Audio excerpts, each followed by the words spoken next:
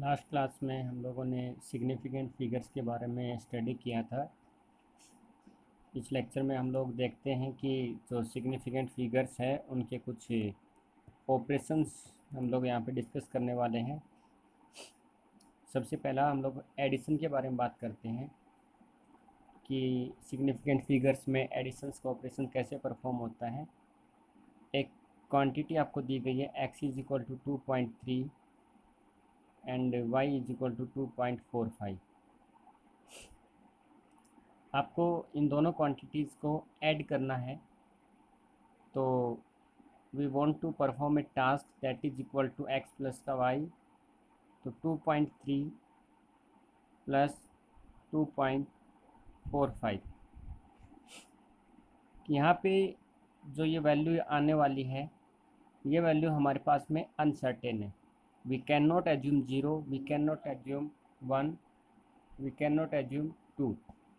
हम लोग यहाँ पे कोई भी क्वांटिटी एज्यूम नहीं कर सकते, क्योंकि यहाँ पे यदि क्वांटिटी हम लोग कोई भी एज्यूम कर लेंगे, उसकी वजह से होने वाला जो आंसर का रिजल्ट है वो चेंज हो जाएगा।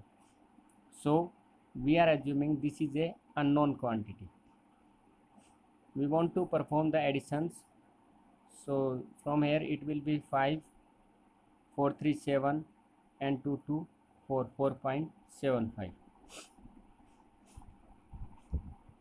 एक चीज़ जो यहाँ पे याद रखने वाली है वो ये है कि जब हम लोग किसी भी सिग्निफिकेंट फिगर्स का एडिशन परफॉर्म करते हैं, तो जो मिनिमम सिग्निफिकेंट फिगर होता है डेसिमल के बाद में, उतना हम लोग आंसर लिखते हैं। जैसे कि यहाँ पे जो सिग्निफिकेंट फिगर है वो कितना है, 1 और 2। यहाँ पे कितना है, 1, 2 और 3। तो जो मिनिमम सिग्निफिकेंट फिगर होता है वो हमारा आंसर होता है। तो यहाँ पे जो हमारा आंसर होगा वो होगा 2 सिग्निफिकेंट फिगर का, मतलब कि 4.7। क्योंकि ये जो 5 है, तो हम लोग जानते हैं कि रूल के अकॉर्डिंग 5 और 5 से ग्रेटर देन जो वैल्यू होती है वो एक आगे बढ़ जाता है, इसलिए हमारा आंसर आ जाएगा 4.8। ओके, एक और देखिएगा, आपको एक एडिशन दिया गया है 2.34, इसमें ऐड करना है 1.347 और उसमें ऐड करना है 8.3289। क्योंकि यहाँ पे ये जो क्वांटिटी है ये अननोन क्वांटिटी है, हमको इनको ऐड करते हैं। तो यदि तीन हमारे पास में अननोन क्वांटिटी, तीनों क्वांटिटी को ऐड करने पे हमारे पास में जो रिजल्ट आएगा वो आएगा, यहाँ से 9 आ जाएगा, यहाँ से 8, 7, 15, 4, 4, 8 to 10 और 11, 3, 3, 9, 10, 8 to 10 और 11 और 12। टोटल जो रिजल्ट आएगा हमारे पास में आएगा 12.0159। अगला स्टेप ये कि हम लोगों को ये देखना है कि इसमें जो हमारा मिनिमम सिग्निफिकेंट नंबर है वो कितना है। तो यदि आप यहाँ से देखोगे तो मिनिमम सिग्निफिकेंट नंबर है 1, 2, 3। तो उसी प्रकार से हमारा जो आंसर आएगा वो मिनिमम 3 सिग्निफिकेंट नंबर्स का आएगा। लेकिन उससे पहले हम लोग जो ऑपरेशंस है 5 और 5 से ग्रेटर देन वाला वो यहाँ पे अप्लाई करेंगे। तो ये बन जाएगा हमारे पास में 6, यदि ये 6 बनेगा तो ये बन जाएगा 2। ओके, तो ये 2 बन जाएगा, तो हमारा आंसर आ जाएगा 12.02। Is it right? Is it right? Okay, तो आंसर है, हमारा आंसर आ जाएगा 12.02। ठीक है, ओके। नेक्स्ट वन देखिए, क्योंकि बच्चों हम लोगों ने जो पिछली क्लास थी उस क्लास में हम लोगों ने जो रूल था उस रूल के अकॉर्डिंग हम लोगों ने ये पढ़ा था कि यदि किसी पॉइंट के बाद में 0 आता है और फिर नॉन ज़ीरो नंबर आता है, तो वो जो है सिग्निफिकेंट फिगर नहीं माना जाता, वो 0। ओके, तो यहाँ पे 1, 2, 3, 4 सिग्निफिकेंट फिगर नहीं होंगे, यहाँ पे सिग्निफिकेंट फिगर 1, 2 और 3 होंगी, क्योंकि ये सब हम लोगों ने रूल में पढ़ा है। ओके, देन नाउ देखिए, तो यहाँ पे 1, 2, 3, 4 सिग्निफिकेंट फिगर ना होके हमारे पास में 1, 2 और 3 सिग्निफिकेंट फिगर होंगे, इसलिए आंसर क्या आ जाएगा 12.02। आगे देखिए, एक और एग्जांपल लेते हैं हम लोग। हमने लिए 0.5 और 8 पॉइंट या समथिंग 8 ले लीजिए। ओके, देन यहाँ पे जब हम लोग इसको सोल्व करेंगे तो ये आ जाएगा, यहाँ पे अननोन क्वांटिटी है और ये आ जाएगा 8.5, क्योंकि यहाँ पे जो हमारे पास में मिनिमम सिग्निफिकेंट फिगर है वो है 1, इसलिए पहले वो जो रूल है 5 और 5 से ग्रेटर देन वाला वो लगा लेंगे। तो ये 5 है और 5 से ग्रेटर देन वैल्यू यहाँ पे आती है, तो ये हो जाएगा 9। और यहाँ पे हमारे पास में मिनिमम 1 सिग्निफिकेंट फिगर है, इसलिए आंसर क्या आ जाएगा 9। ओके, तो यहाँ से what we conclude that on adding two significant figure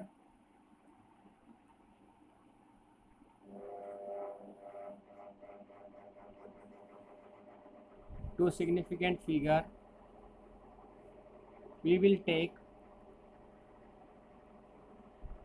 minimum digit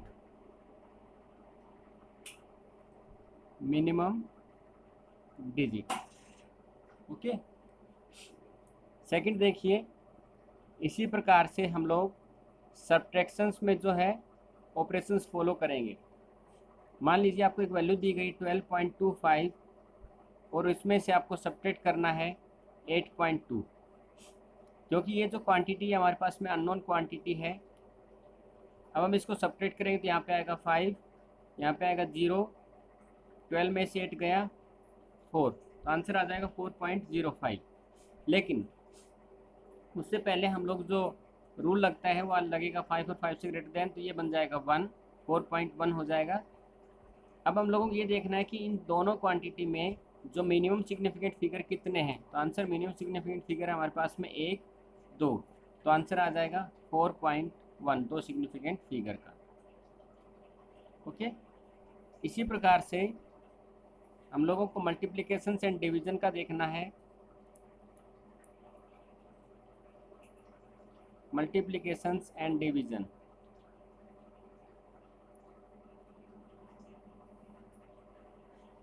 एक क्वांटिटी आपको दी गई है x इजिकल टू 4.192 और y आपको दिया गया है 9.02। ओके, तो यहाँ पे देखिएगा, हमको मल्टीप्लाई करना है x इंटू में y का। तो जब x और y का मल्टीप्लाई करेंगे तो आ जाएगा 4.192 मल्टीप्लाइड बाई 2.02।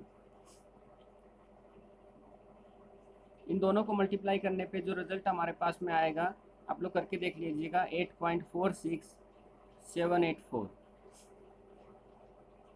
जब हम लोग इसको सोल्व करेंगे तो सोल्व करने पे ये जो रिजल्ट है ये आ जाएगा 8.46784। यहाँ पे फिर से वही चीज़, पहले हम लोग 5 और 5 से ग्रेटर देन वाला फंडा लगाते हैं। तो ये हो जाएगा 8 है तो ये हो जाएगा 8, ये हो जाएगा 6 है तो 7 और ये हो जाएगा 5, तो ये आ जाएगा हमारे पास में 8.47 आंसर। क्योंकि जो हम लोग सिग्निफिकेंट फिगर का फंडा इसमें लगा रहे तो भाई इसमें लगाएंगे, और यहाँ पे जो है हमारे पास में मिनिमम सिग्निफिकेंट फिगर कितने हैं, तो एक ये है, 2 ये हैं, इसमें 1 2 3 4, तो यहाँ पे हमारे पास में 2 सिग्निफिकेंट फिगर है, इसलिए आंसर कहाँ तक आएगा 8.47 को अपडेट करेंगे तो आ जाएगा 8.5 हमारा फाइनल आंसर आ जाएगा। ओके, नेक्स्ट वन देखिएगा, same operations we can perform in divide. मान लीजिए आपको x की वैल्यू दी गई है 7500, तो यहाँ से 75 इंटू में 10 टू पावर 2, y की वैल्यू आपको दी गई है 20.83। तो यहाँ पे जो इस केस में जो सिग्निफिकेंट फिगर बनेंगे वो बनेंगे हमारे पास में 2, क्योंकि यहाँ पे जो 10 टू पावर 2 है वो तो उसके मैग्नीट्यूड को दिखाता है। क्योंकि जब हम लोग काउंटिंग करेंगे तो 7500, 7600, 7700 हम लोग 100 के ऊपर काउंटिंग कर रहे हैं। यहाँ पे सिग्निफिकेंट फिगर हम लोग काउंट करेंगे तो यहाँ पे सिग्निफिकेंट फिगर आ जाएंगे 4। ओके, तो जब x अपॉन y को परफॉर्म करेंगे तो ये आ जाएगा 7500 डिवाइडेड बाई 20.83 360.83। इसको सोल्व करने पे जो वैल्यू हमारे पास में आएगी दैट इज इक्वल टू 360.0576। क्योंकि यहाँ पे हमारे पास सिर्फ दो सिग्निफिकेंट फिगर है, इसलिए हम लोग सिर्फ दो सिग्निफिकेंट फिगर की बात करेंगे और आंसर हमारा आ जाएगा 36। तो सिमिलरली जो ऑपरेशंस हम लोगों ने प्लस माइनस के लिए किया था वही ऑपरेशंस हमारा डिवाइड और मल्टीप्लाई के लिए भी हो रहा है। तो similarly we can say that we will take minimum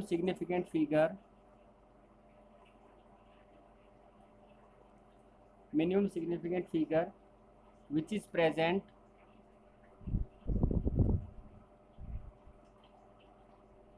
in the x and y quantity to find the answer। Okay, hope so आप लोगों को ये चीज़ें समझ में आई होगी।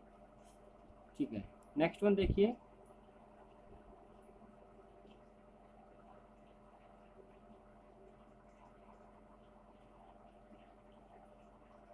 अभी हम लोगों को बच्चों पढ़ना है एक नया topic that is called accuracy and precision. तो देखिए, the name of the new topic is that accuracy and precision।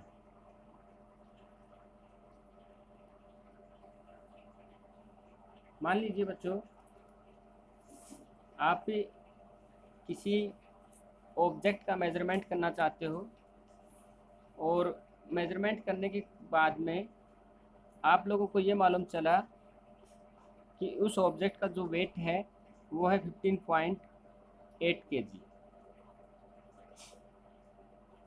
हमने बोला कि एक काम कीजिए, इसको थोड़ा सा और अच्छे तरीके से मेजरमेंट कीजिएगा।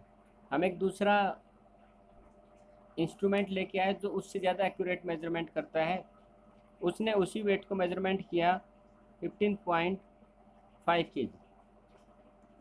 इस वेट के कंपैरिजन में ये वेट क्या है, ज़्यादा एक्यूरेट है। हम लोगों ने फिर से मेजरमेंट किया एक नए इंस्ट्रूमेंट के थ्रू और हम लोगों ने उसका तीसरा मेजरमेंट मिला 15.49 kg। तो बच्चों, एक ही ऑब्जेक्ट है जिसका हम लोग मेजरमेंट कर रहे हैं, तो हम लोगों ने यहाँ पे 3 बार मेजरमेंट किया। तो यहाँ पे जो हमारी वैल्यू है 15.8 उसके कंपैरिजन में 15.5 जो है वो मोर एक्यूरेट है और इसके कंपैरिजन में 15.49 है वो ज़्यादा एक्यूरेट है। तो हम लोग ये कह सकते हैं कि जो 3 नंबर की क्वांटिटी है वो सबसे ज़्यादा एक्यूरेट है, 2 नंबर की उससे कम और 1 नंबर की सबसे कम एक्यूरेट है। तो एक्यूरेसी का मतलब ये है जब हम किसी ऑब्जेक्ट की ट्रू वैल्यू की क्लोजनेस यूनिट लेते हैं, दैट इज कॉल्ड एक्यूरेसी। तो व्हाट इज द एक्यूरेसी? तो the closeness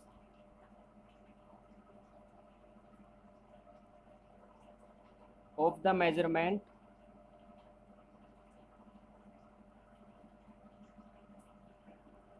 value to the true value of the physical quantity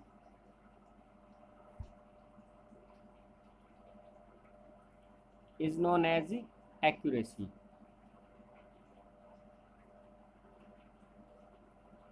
okay, तो किसी भी ऑब्जेक्ट का जब हम लोग मेजरमेंट करते हैं तो यदि हम लोग उसकी जो true value means that is original value जो है उसके जितना पास हम लोग उसकी रीडिंग ले सकते हैं, दैट इज जितनी क्लोज उसकी रीडिंग ले सकते हैं, दैट इज कॉल्ड एक्यूरेसी।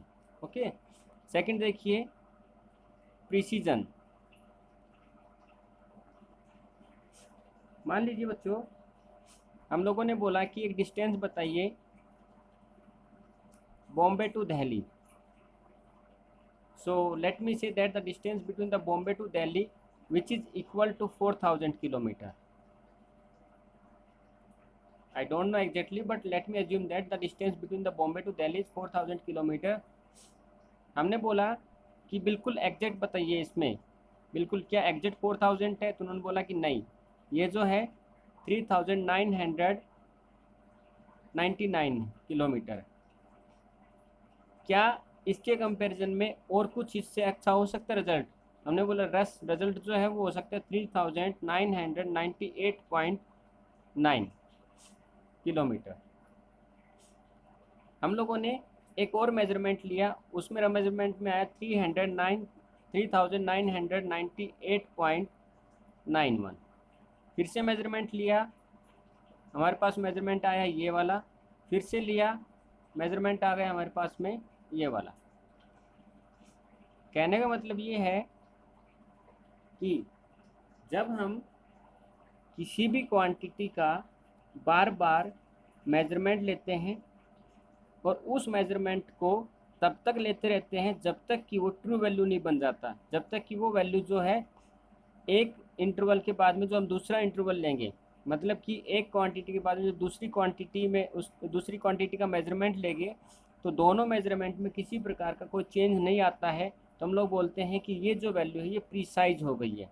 फिर से तो यहाँ पे 4000 के कंपैरिजन में ये ज़्यादा प्रीसाइज था, इसके कंपैरिजन में ये ज़्यादा प्रीसाइज था, और यहाँ पे जाके ये जो वैल्यू थी बॉम्बे टू दिल्ली मेजरमेंट की, ये हमारे पास में टोटली क्या हो गई है, प्रीसाइज वैल्यू हो गई है। तो व्हाट इज़ द प्रीसीजन? तो it is the measurement of the extent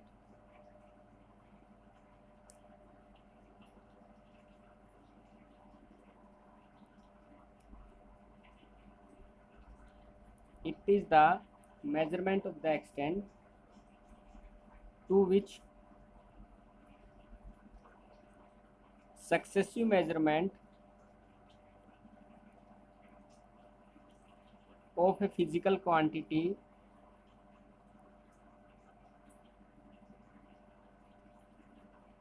differ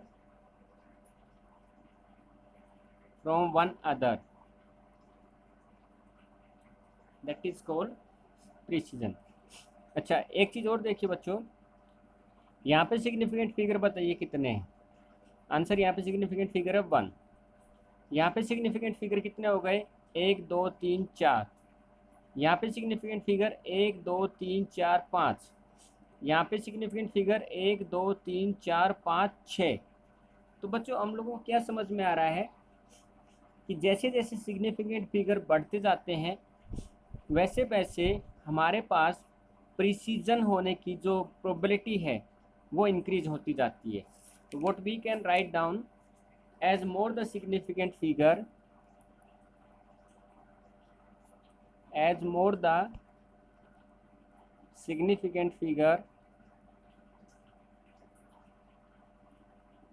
more the precision value।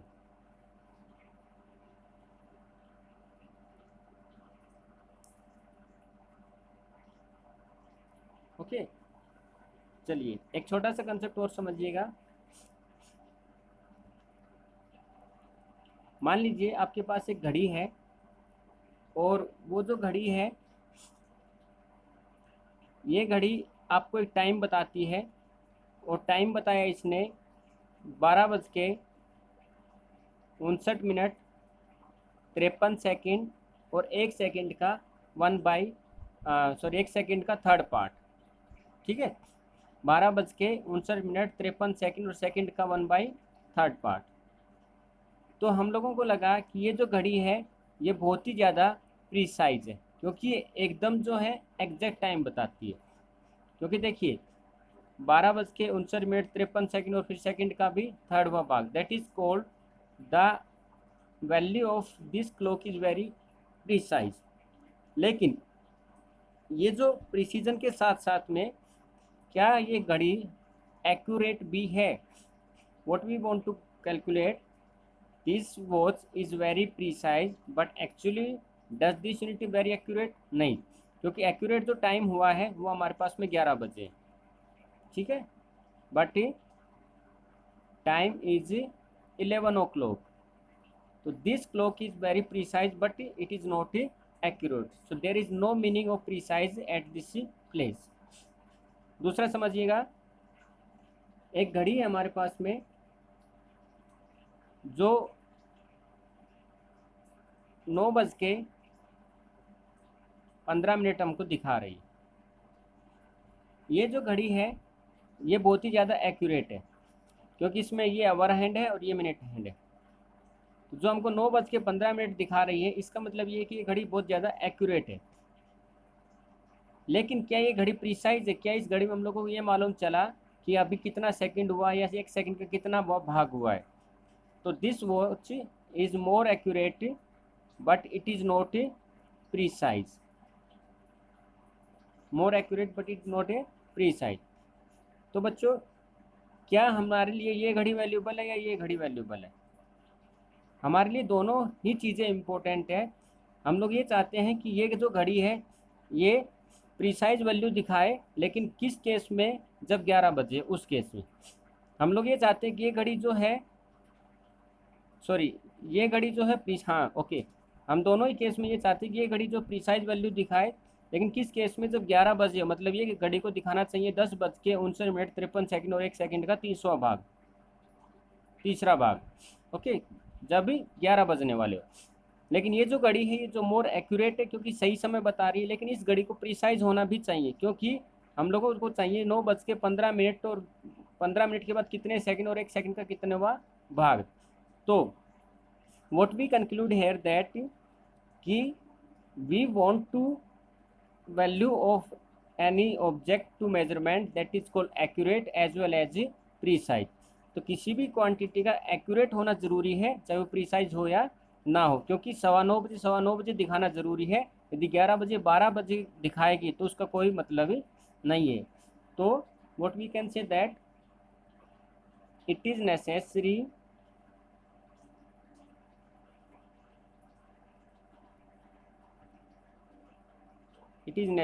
that accuracy has a precision value.